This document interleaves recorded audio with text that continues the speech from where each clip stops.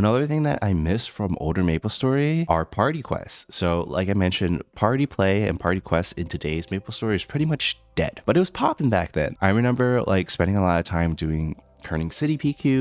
You know, you kill the crocodiles and the alligators, and then you get your tickets, and then you pass a couple of puzzles, and then you end up fighting the pink slime. And then there was a bonus stage, and that was pretty fun. And you get to like do this with people around your level, and it's like an opportunity to like work together and to make friends. And it was also a good alternative to grinding. Like it was more fun than just straight up grinding, and also gave you good XP. But nowadays, like there is no reason to do party quests because the most optimal way of playing the game is just to grind. Other party quests that I miss doing, Ludi PQ, fighting Elishar. Ludi PQ was pretty fun. I used to remember like there's this feature called tracking. It was like the /find command, and then you enter a person's in-game name, and it will tell you like what map they're in. And back then, if you had track, you were a valuable piece to someone's party, because back then, party quests used to be really popular and all the channels would be full.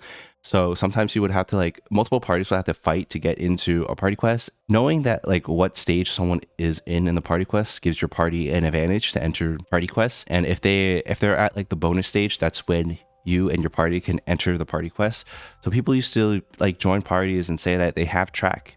And then they would, you know, you would spam /find this person's name. From there, you'll like slide in once they're done the party quest, and that was pretty fun. I don't think /find command exists anymore. I'm pretty sure like they removed it at some version. I thought it was a harmless command. Maybe people were using it to harass other people. Other things I remember from Ludi PQ. So if I say 133 221 333 123 111. Again, to some people, no idea what the fuck I just said. It's just a random string of numbers. To other people, it's like, oh, that's the code to one of the stages in Ludi PQ. So in Ludi PQ, there is a stage with multiple platforms, and each platform has a box labeled 1, 2, and 3. And basically, the string of numbers is the correct code to get from the bottom to the top.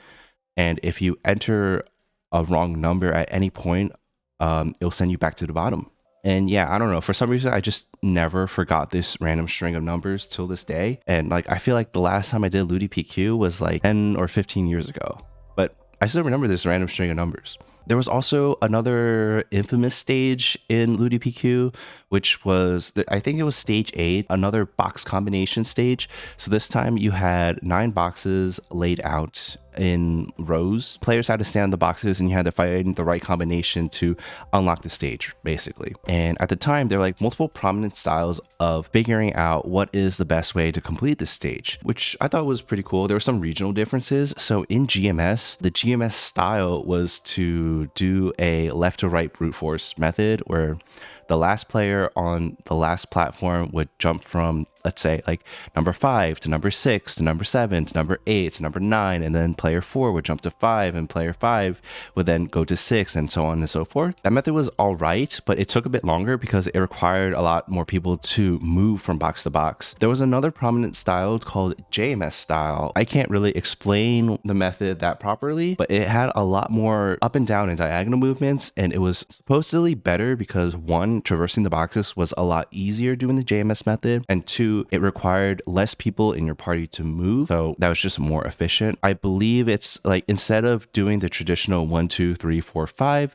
you would stack them from top to bottom. So it would be like 1, 2, 3, 4, 5, and then the person on supposedly platform number 5 would then do like a zigzag pattern, go diagonal, then up, and then down, and then the person on box number 4 would then move to 5, and the person on box number 5 would then move to 6, and then repeat the pattern over and over again. Again, some of the things that I remember and I kind of miss, even if like at the time they weren't that significant, it's just remembering back to those times. It's like just doing these things with random strangers on the internet was kind of fun.